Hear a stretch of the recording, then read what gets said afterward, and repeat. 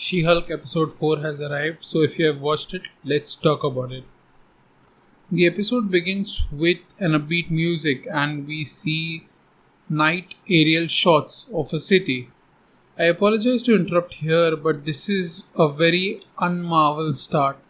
What would have worked better had they skipped the night city view and just played the music when the Marvel Studio logo arrives and then cut straight to the theater where the story continues.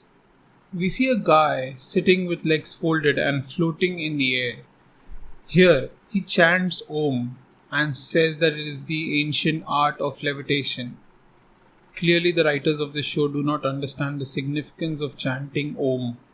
The place where they should have used it in the episode 1 where Hulk is meditating, they didn't use it. And here, they use a fraud character to chant Om. For a show that stresses on cultural appropriation and inclusivity, as an Indian, I'm offended by this. But whatever, let's continue. Clearly, this guy is a fraud magician who's really bad at the tricks that he does. Like, for example, he uses a string to levitate and we see him detaching it. It's like the writer wants him to be bad, which in She-Hulk terms means another excuse for male bashing.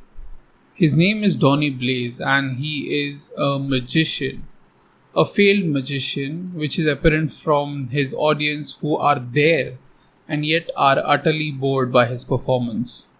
This could have been a good opportunity to highlight how sorcerers are short of money always, and so they use the actual magic to impress people and earn money from it, just so they can have a steady life. And yet they make this character goofy.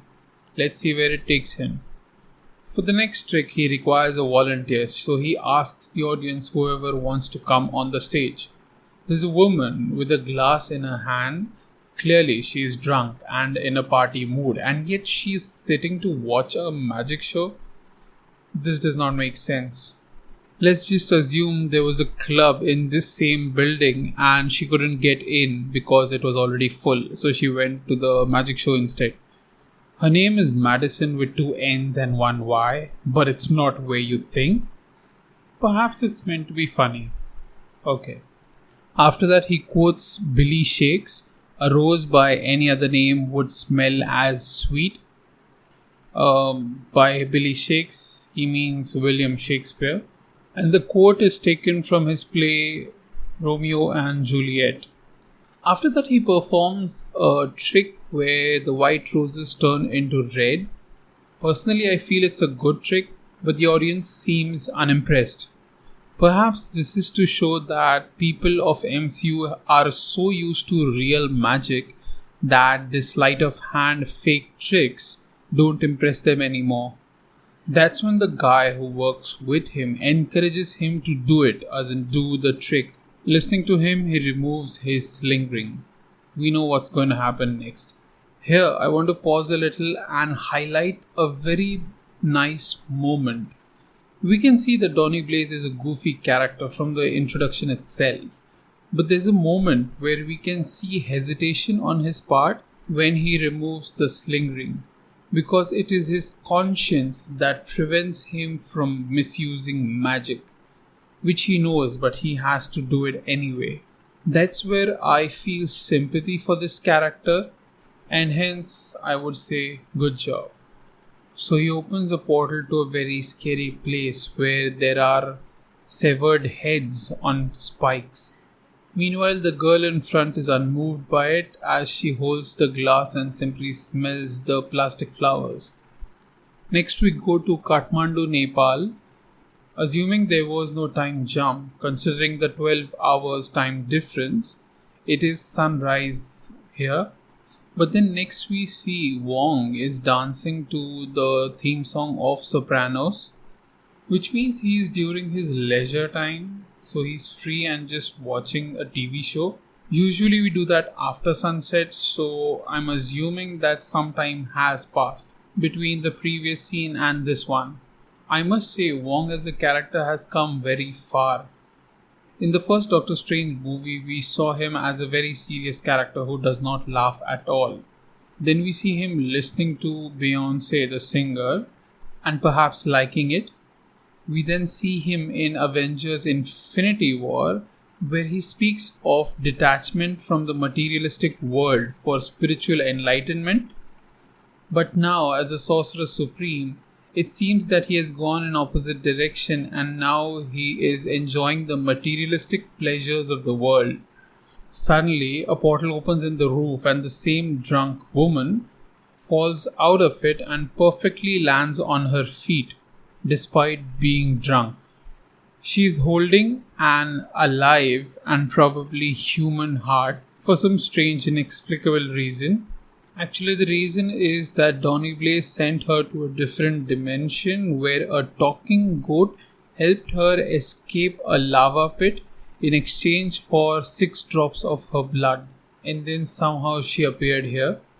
It's amazing how she survived that, and it makes me curious, as in I would have loved to see that. That would have made a good show.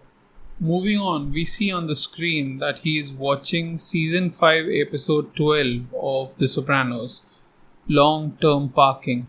This means that he has been watching for 5 seasons worth TV show. You remember how in Spider-Man No Way Home, we saw how the entire Sanctum Sanctorum was covered in snow because someone forgot to close the Tundra region door? Apparently, it was less about the Sorcerer Supreme being busy and more about just binging a show that he liked a lot. Wong immediately realizes that this drunk chick appearing at Kamatage is the doing of Donny Blaze, and now he seeks revenge. Well, not revenge, but at least some sort of punishment. How would he do that? Considering that he is the Sorcerer Supreme, also the last when we saw him, he was proven to be guilty of a prison break. The last thing he would want to do is to approach the court. Next we see it's morning time and Jennifer Walters is in her oversized office clothes. She immediately breaks the fourth wall and talks about how we saw Wong in the previous scene, and she says in terms of giving the show a Twitter armor for a week. It's like the writers are expecting that they will get a backlash because the show is bad, and somehow having Wong in it would reduce the criticism. No, I feel somehow this show will find a way to ruin the Wong character. This further highlights what I said in the previous episode video of She-Hulk. They are using popular cameos as a cover-up to sell a bad show. Unfortunately, we have seen this a lot in MCU lately. Like Multiverse of Madness, No Way Home, Hawkeye. At least in No Way Home, although the Daredevil cameo was not good, but that can be excused because even had he not shown up, the movie would have been as good as it is. I can't say the same for She-Hulk. Next we see Jennifer's father coming with a lot of security equipment to secure the place after she was attacked. Typical parents, despite knowing that their child is literally indestructible, he still wants to protect her. I know that Jennifer Walters does not need his help, but she should have let him have his way and install all the security equipment just as to show how she cares about her father. That was a good opportunity missed. Instead, she is all overconfident so much that she does not need her father. She also does not need the cops. Actually, she does not, that is correct. But as a responsible citizen, she needs to file the complaint because while those guys with alien tech are not a threat to her, they could still be a threat to other people. And yet she arrogantly declines filing a complaint, saying that she has been a prosecutor long enough to know that the cops will not catch those guys. That's a very wrong approach and messaging towards the people who work very hard to keep us safe. I don't know about US, but I can say this at least for Indian police officers. I respect the work they do. Another point to highlight, actually a parallel, is that we've seen a similar thing happen in Spider-Man Homecoming, where Peter Parker, a teenager and a superhero, knows that it is his responsibility to catch those thieves, and not just that, to find the source and put an end to the alien tech problem. Meanwhile, She-Hulk, who is already a lawyer and she fights for justice, and yet she does not use her powers to put those people in prison. How hard would have been for her to just catch the van, stop them, and then literally carry them to the police station? Perhaps what she needs is someone to tell her that with great power must come great responsibility. Next, we see Jennifer Walters in her office going through her day's to-do list. It's a long list with a lot of job-related things to do, and yet she chooses to finish her dating profile. How professional. Next, we see her watching her own interview, where the interviewer asks how she came up with the name She-Hulk, to which she says, "You ding-dongs dubbed me that." She's looking at the screen, but I don't know why I have this feeling that she's breaking the fourth wall and she's talking to the writers of the show, actually criticizing them. That's when Wong arrives through the portal. He has come to complain about Donny Blaze misusing magic, and for some reason he has developed a sense of humor, but a really bad one, which is why he confuses American legal system with Book of Vishanti. This could mean only two things. Either Wong hit his head so many times that his IQ has dropped, or now that he has become Sorcerer Supreme, that is boss to all the other fellow sorcerers, so he cracks bad jokes, forcing the other magicians to laugh at them, knowing that they are bad, thus giving him an ego boost that he is the Sorcerer Supreme. If that is true, then it is a very nice connect with the Doctor Strange movie, where Stephen Strange cracks bad jokes and yet people laugh at them because, as Wong points out, they work under him. So Jennifer takes his case.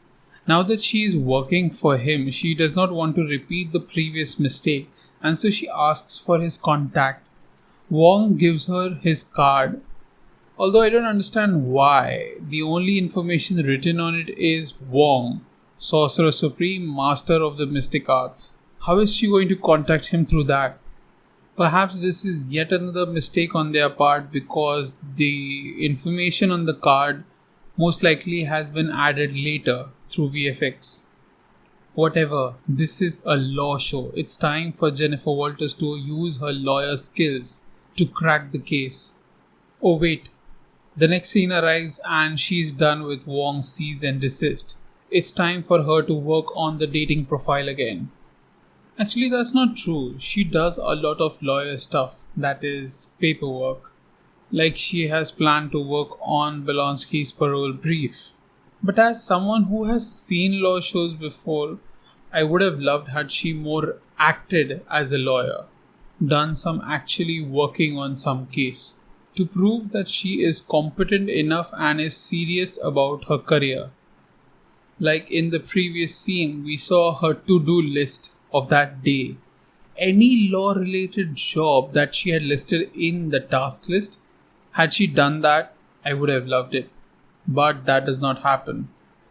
Instead, we see her doing paperwork when some random guy comes to them offering a drink, just to highlight how there are so many disgusting men around, which makes it hard for her to find a proper date. Unfortunately, that's the central conflict of the show. Unlike what we saw in The Falcon and the Winter Soldier, where the Winter Soldier, Bucky Barnes, was going through trauma because of his guilt of killing people, and he's trying to recover from them, and although he likes a girl at the bar, he cannot approach her because he is an old man and he does not know the new ways of dating. That's a real conflict. But this show is called She-Hulk, which has the motto, "We hate all men," which is why a character says a line like, "Hetero life is grim." Since Jennifer Walters is not getting any matches on the app, her best friend Nikki suggests her to start dating as She-Hulk. Correct me if I am wrong. Isn't this some kind of body shaming? Moving on, we see Jennifer Walters and Wong at Cornelius P. Willows, owner and curiosity curator of the Mystic Castle. They have come there to make them stop using magic for their shows. This is a very ethical discussion, as in who can and who cannot use magic and who decides that. It's like the build up to the Sokovia Accords of magic. But this is a comedy show, so it cannot be taken so seriously. The scene is to just show how dumb these men are and that she will see them in court. Despite being the Sorcerer Supreme, he does not put any effort to even take the sling ring from him. This is followed by Jennifer Walters getting a match on the dating app, and then she goes for the date, where she finds the guy to be just bad. I think the person to be blamed for this bad experience is Jennifer's friend Nikki, who practically right-swiped everybody just so she could get a match. Because despite being the best friend, Nikki has no confidence in Jennifer that she will find a good guy. Next we see Jennifer Walters as She-Hulk in the court, filing a case for injunction against Donny Blaze for unfair competition and gross negligence. Unfair competition is after a seller gets money, they provide a client with a worse quality product or even a counterfeit. And gross negligence is a heightened degree of negligence representing an extreme departure from the ordinary standard of care. Now, I don't know law, but based on what I read, aren't these two statements contradictory? First, she accuses Donny Blaze of using fake magic, that is unfair competition. But at the same time, she accuses of gross negligence, that is not taking safety measures and proving it to be dangerous. Isn't that a contradiction? I don't see where unfair competition is a problem. Gross negligence, yes, is the problem of safety of people there at his shows. To that, the judge rightfully defends the case, saying that a magic trick that is not the real magic does not constitute as gross negligence. It is right. So now Jennifer has to defend her claim because he is using the real magic. This is understandable, but she seems unprepared for that, which is why she tells Wong on the spot to open portal and get the drunk girl inside the court. Also, she is drunk even at that moment. Is she even allowed to give a statement while being under the influence of alcohol? Most likely in that case, her statement is not admissible. Any good lawyer would have prepared the witness, ensured that she stayed sober for the case. Perhaps this is yet another indication that Jennifer Walters is a bad lawyer, at least in this series. Next, the witness says that the magician opened a portal to the fire land and then pushed her in it, which is not true. At least that's not what we saw.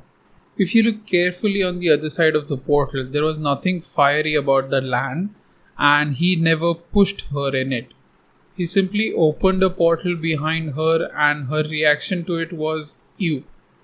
Because had he really pushed her, there were many more witnesses in the audience who were sober enough to support the claim that he pushed her and put her life in danger.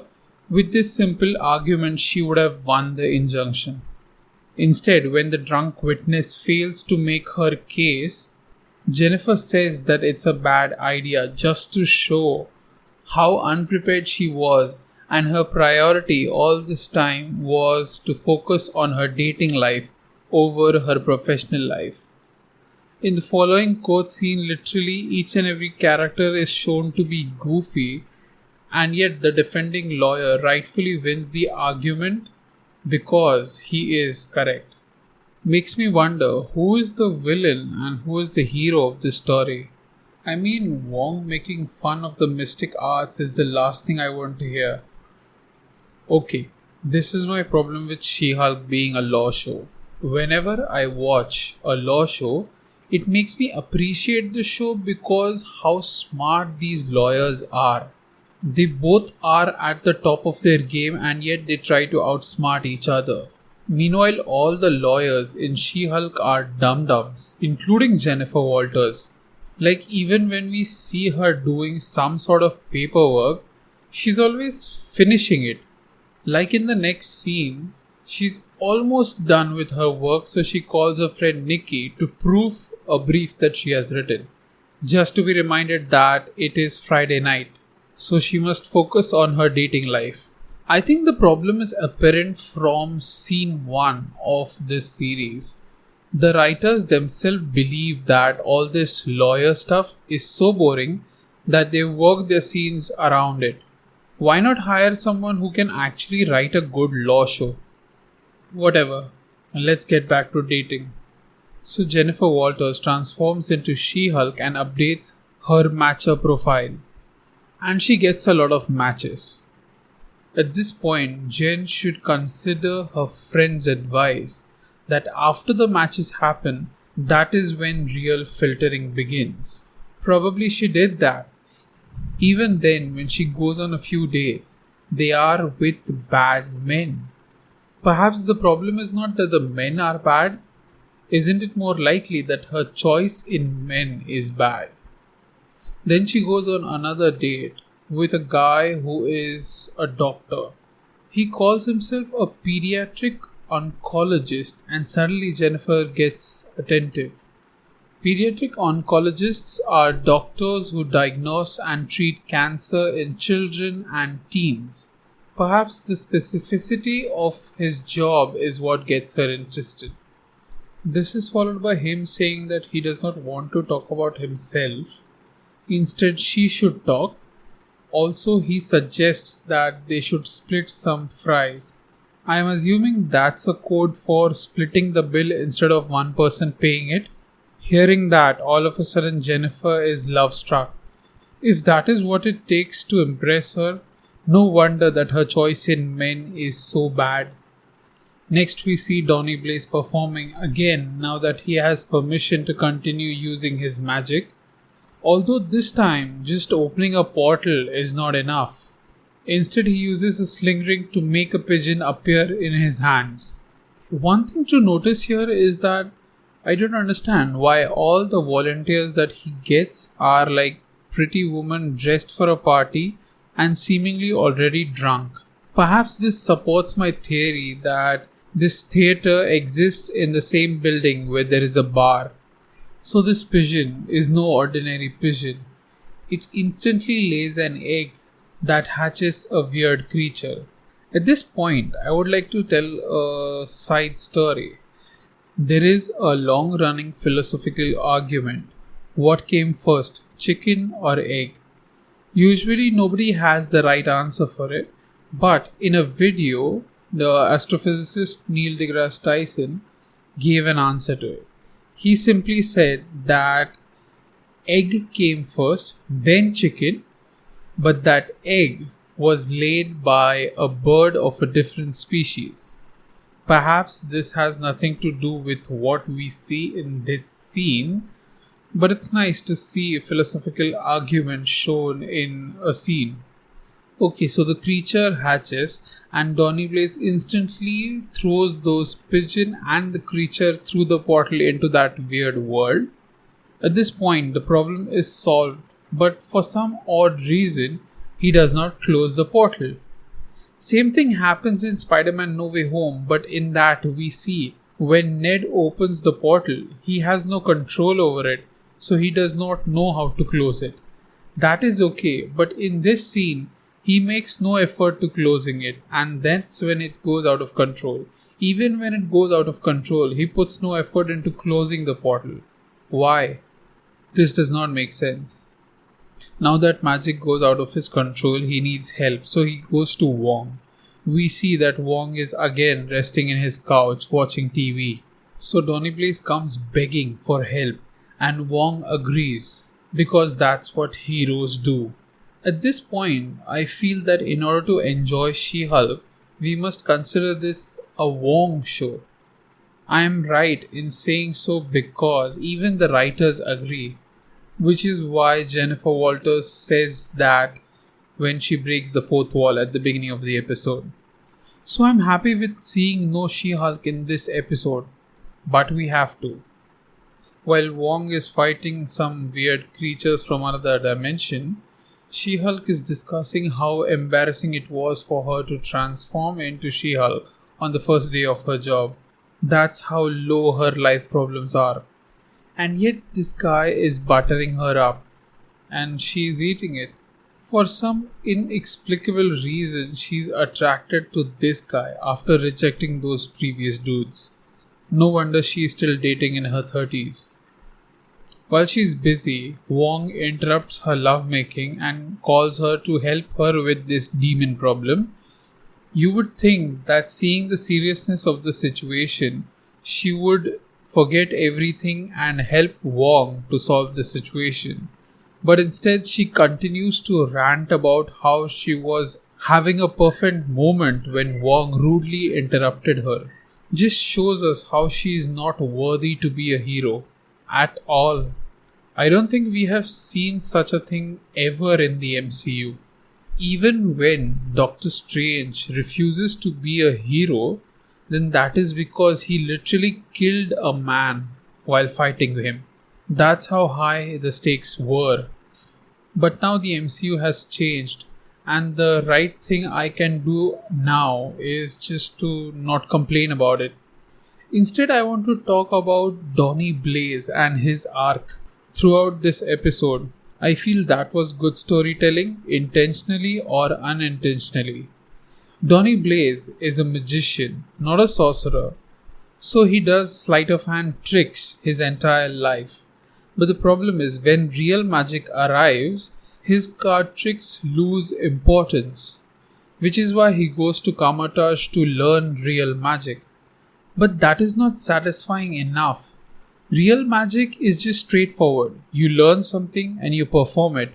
Meanwhile, the magic tricks that the magicians perform is clever. It requires a lot of setup. Unfortunately, the audience of MCU failed to see its value in presence of the real magic. Hence the Donny Blaze's arc in this episode. He tries to impress the audience with his tricks, but when he fails, he uses the sling ring to perform real magic. People are impressed, but only to a certain extent. That's when he decides to up the magic and uses the sling ring to bring demons to his dimension. The reason he acts so carelessly is because he hates the fact that in the court, his magic is said to be not a real magic. That hurts him. But then, when he sees Wong fight the demons, he is enchanted by it and starts respecting Wong for what he does. That's when he understands while he is just a performer who entertains the audience, sorcerers like Wong use their magic to protect these people. They are the real heroes. And that's when he learns his lesson and gives back the sling ring. This is how the episode should have ended, but instead, She-Hulk threatens them to agree to her terms of cease and desist, otherwise she will not send the demon back. How lawful. Now that is behind her, she returns to lovemaking. Next morning, Jennifer Walters is very happy as she prepares breakfast. Since she is in her human form, that guy fails to recognize her. He's disappointed in what she looks as a human and then leaves even though she wants him to stay for breakfast. This is followed by a very human reaction from Jennifer Walters. For the first time in the 4 episodes that I have seen of She-Hulk, it made me care for the protagonist. But then she immediately makes me hate her when she breaks the fourth wall, saying, "Whatever, hot doctor's a cliche anyway." Why not let the character express some genuine emotion? I think this is the problem of this show. My another problem is Titania. Although we have seen very little of her, but I don't understand how she is an influencer. She broke into a courthouse, destroyed property, and was a threat to life, and yet she walks away free. I hope we get more elaboration about her character and what she is in future episodes. This is very likely now that she is suing Jennifer for misusing the word She Hulk because Titania has copyrighted it. Although Jennifer calls it a bummer, I really don't care about it because there are no stakes at all. If Titania says in the next episode that the She Hulk name belongs to me, you cannot use it, Jennifer would simply say, "Take it, I don't like the name anyway," and that's how the episode ends. So, this episode ends with Jennifer saying that there is a very good end tag, the post credit scene. I don't have high hopes because the post credit scene of She Hulk episode 3 still haunts me. Still, compared to that, this post credit scene is second worst of this series. Did I say how this show will ruin Wong as a character as well? This post credit scene does that, which is totally pointless. After watching this 30 minutes episode, I can only think of Einstein's theory of relativity. Despite being significantly short, I was still wondering while watching it, when is it gonna end? I hope that at least in future She-Hulk deals with serious issues, not what they think are real world serious issues, but instead MCU serious issues like they did in Civil War.